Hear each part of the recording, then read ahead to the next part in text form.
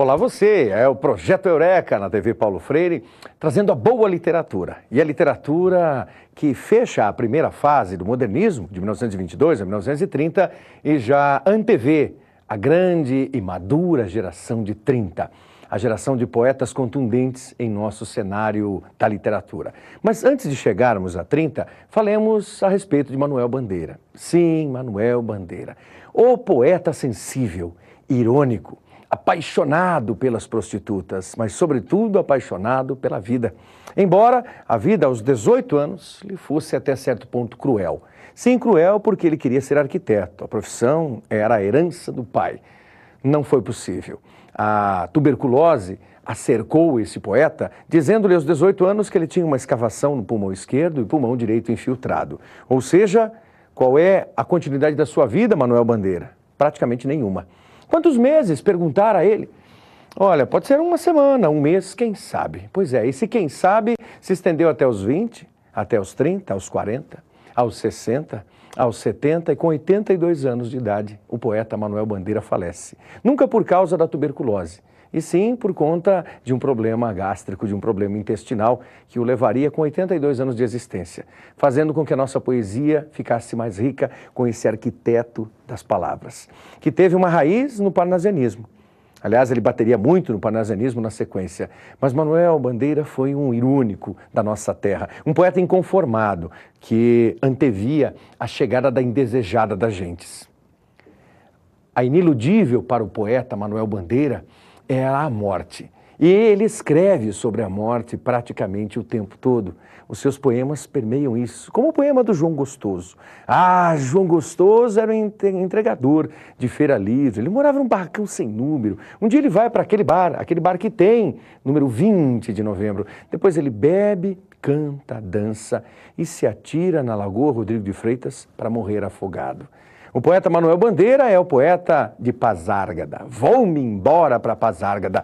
Lá sou amigo do rei. Terei a mulher que eu quero na cama que escolherei. Lá tem um processo seguro de impedir a concepção, tem alcaloides à vontade, tem prostitutas bonitas para a gente namorar. Manuel Bandeira, que muitas vezes, e nesse poema mesmo, pede, suplica e lamenta estar vivo. E quando tiver vontade de não viver mais, ele vai para Pasárgada, porque lá ele é amigo do rei. Sim, esse poeta ironizou a própria vida e brincou com a chegada da morte. Seus poemas são repletos de beleza. Muitos deles, uma beleza que se subentende através de uma, duas, de N leituras, pois sempre vale a pena. Assim, por exemplo, como o verbo te adorar, no qual ele disse que te adora, Teodora. Esta brincadeira com palavras também tipificou a figura de Manuel Bandeira, o grande poeta da primeira geração, que começa com Cinza das Horas e se estende em uma companhia agradabilíssima com os poetas da segunda geração do modernismo. A segunda geração do modernismo dá sinal de vida com alguma poesia de Carlos Drummond de Andrade. E é exatamente através de Carlos Drummond de Andrade que teremos o grande poeta que personifica, que tipifica a geração do amadurecimento. São 6 poetas. Então, para você, estudante, colega professor que nos ajuda a orientar os discentes, o corpo discente. 6 poetas que valem a citação. Carlos Drummond de Andrade, Vinícius de Moraes, Cecília Meirelles, Jorge de Lima, Murilo Mendes e aqui no sul do Brasil, Mário Quintana. 6 poetas que mostraram nas suas várias vertentes a importância da literatura brasileira. Comecemos com Drummond. E aí em Drummond vale a pena pegarmos aqui um dos nossos exemplares. Antologia Poética de Carlos Drummond de Andrade. Este livro é mesmo um enigma para aqueles que não conhecem a poesia de Drummond. Mas ele, a bem da verdade, se torna uma descoberta, uma revelação dos textos poéticos drummondianos. Comecemos pela luta com as palavras. Lutar com palavras é uma luta vã. No entanto, lutamos, mal rompe amanhã. E que tal, então, você pensar no mundo, mundo, vasto mundo? Se eu me chamasse Raimundo, seria uma rima, não seria uma solução. E melhor ainda, mundo, mundo, vasto mundo, mais vasto é meu coração. Eu não devia te dizer, mas essa lua, esse conhaque, botam a gente comovido como o diabo. Ah, sim, Carlos Drummond de Andrade, no poema de 7 Faces, o poema do gauche, do eu retorcido, Inicia uma caminhada que o tirará, o retirará de Itabira e o levará a ganhar não só a vida no Rio de Janeiro, mas toda a vida poética neste país. E mais tarde ele dirá sobre Itabira: hoje Itabira é apenas um retrato na parede, mas como dói a saudade de Itabira. E agora um poema para você, vestibulando, para você apaixonado pela literatura. Pense nesse poema, você que não gosta, porque já ouviu alguma vez alguém dizer assim: no meio do caminho tinha um vestibular. Tinha um vestibular no meio do caminho. No meio do caminho tinha um vestibular. Tinha um vestibular no meio do caminho. Jamais me esquecerei deste acontecimento na vida de minhas retinas tão castigadas. Jamais me esquecerei de que no meio do caminho tinha um vestibular. Tinha um vestibular no meio do caminho. No meio do caminho tinha um vestibular. O obstáculo da vida que Drummond coloca com aquela pedra que agora nós parafraseamos modestamente, não tirando o brilho da poesia, por favor, não se assuste com isso, mas revelando o quanto a poesia de Carlos Drummond de Andrade é maravilhosa.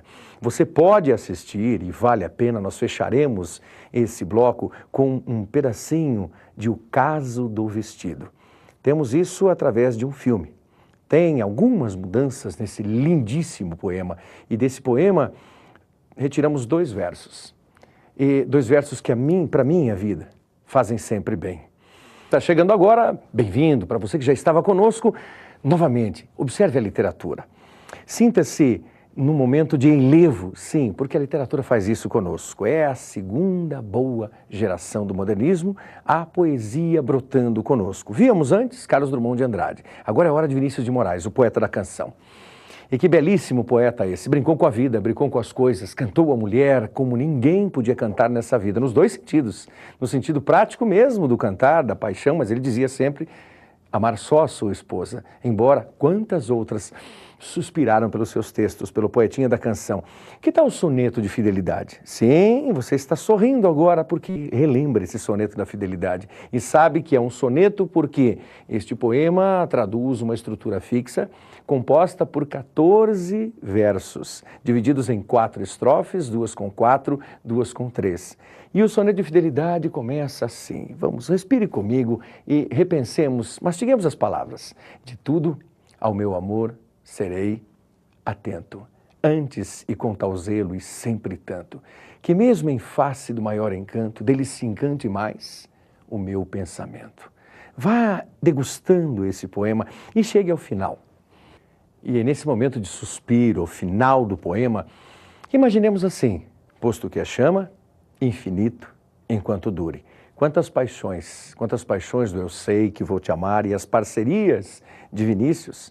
Tom Jobim, não dá para deixar de falar em Tom Jobim olhando para Vinícius de Moraes. Tampouco Toquinho. Uma folha qualquer, um desenho amarelo. Lembra assim, bonitinha, cantiga, as crianças sempre cantavam e você canta também a poesia de Toquinho ao lado do grande parceiro, do grande irmão Vinícius de Moraes. E esse eu sei que vou te amar, como valeu a pena para tanta gente. Olha que coisa mais linda, mais cheia de graça. É essa menina sim, que vem e que passa no doce balanço. Sabemos de tudo isso. O poeta da canção. Vinícius fez história na literatura brasileira. Ele que deveria ter pertencido à igreja e seguir os passos da vida religiosa. De coroinha que fora durante a infância, mais tarde há de surgir, há de crescer como grande poeta brasileiro. O poetinha, para muitos, o poeta da canção. Não, é um dos grandes poetas brasileiros. Ao lado de Vinícius, cabe-nos também falar sobre a figura de Cecília de Meireles. Sim, a poeta Cecília de Meireles e o intimismo que faria escola mais tarde. Claro, é possível dizer que uma linha bastante tênue para muitos estudiosos ligará a figura desta poeta Cecília Meireles, mais tarde Clarice Lispector, isso no próximo encontro nosso, e, por extensão, Lígia Fagundes Telles. 3 mulheres maravilhosas, mas a precursora A que inicia tudo isso é mesmo a mística, a intimista Cecília Meirelles e seus poemas inconfidentes. Sim, por que inconfidentes? Porque sabemos que a UFPR, em 2008 e em 2009, requer como leitura obrigatória O Romanceiro da Inconfidência, que traduz aquela gente boa, vinda dos arredores de Vila Rica, hoje Ouro Preto, protagonizando os alicerces da República Brasileira que surgiria mais tarde. Cecília deixou essa marca e tantas outras de uma bela poesia de intimidade que toda mulher gosta de ler quando se depara com os textos de Cecília. Outros 3 poetas fecham esse grupo de 6 poetas da segunda geração modernista. São eles, se observe com muito carinho, Jorge de Lima, pense em Murilo Mendes e, é claro, se apaixone e se encante pelo sul do Brasil olhando para Mário Quintana.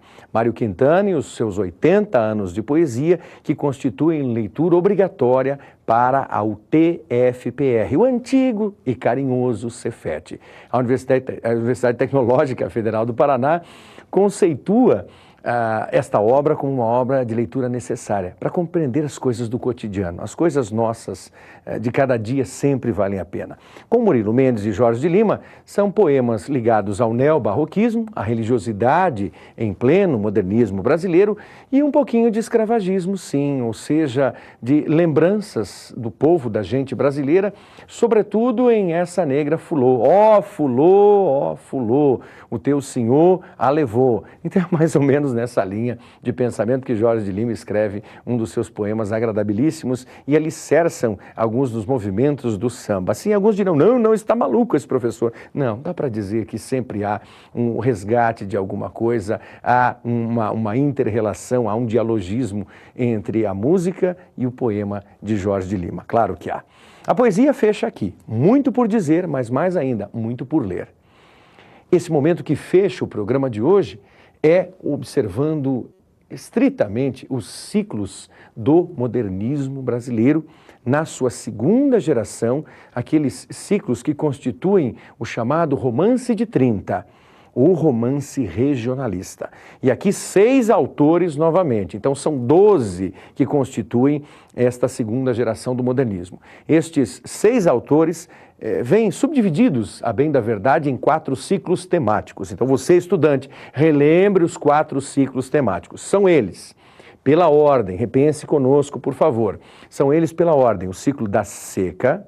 Quem faz parte do ciclo da seca? Graciliano Ramos e Raquel de Queiroz. Graciliano Ramos, com Vidas Secas e São Bernardo. Então é bom lembrarmos isso mesmo, com muito carinho. Raquel de Queiroz e, fundamentalmente, o seu romance, O 15. É a história de Cordolina e Chico Bento, a trajetória de Cordolina, Chico Bento, Conceição. O 15, ciclo da seca. O ciclo do açúcar.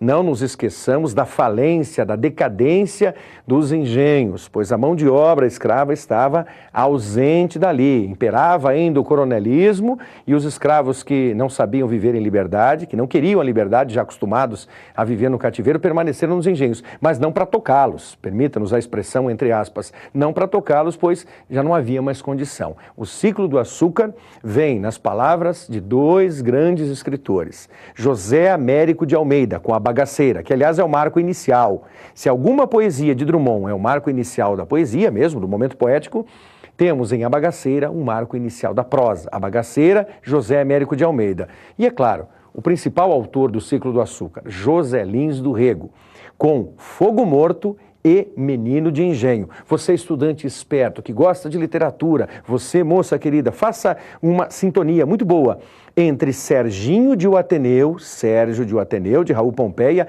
e o garoto Carlos, de Menino de Engenho. Há uma relação muito curiosa entre os dois. Se você ainda não descobriu, leia, vale a pena. Ciclo do Açúcar, os 2 José, Zé Lins do Rego, Zé Américo de Almeida. O ciclo do Cacau, e aquele que seria o maior vendedor de livros desse país, Jorge Amado. O ciclo do Cacau, com Jorge Amado, pensando em Mar Morto, em País do Carnaval, seu primeiro livro, olhando também, é claro, para as histórias da Bahia, de Ilhéus, de Itabuna, Salvador, mas pensando em Gabriela e seus camaradas, Gabriela Cravo e Canela, A Morte e a Morte de Quincas Berro d'Água e, é claro, a Dona Florípides. Sabe quem é a Dona Florípides? Dona Flor e seus dois maridos. É o ciclo do cacau nas palavras de Jorge Amado. Para fecharmos os ciclos temáticos, o chamado ciclo histórico, para muitos professores que estão conosco, onde dizer, é o ciclo sulino. E esse ciclo sulino, eu não gosto muito do nome porque tirando o L é meio complicado, mas esse ciclo sulino traz Érico Veríssimo. E Érico Veríssimo, de Incidente em Antares, é claro, olhando para Incidente em Antares, pensando em Clarissa, em Olhai os Lírios do Campo e Incidente em Antares. Essas obras maravilhosas. Você fecha o nosso espaço de hoje, esse nosso programa,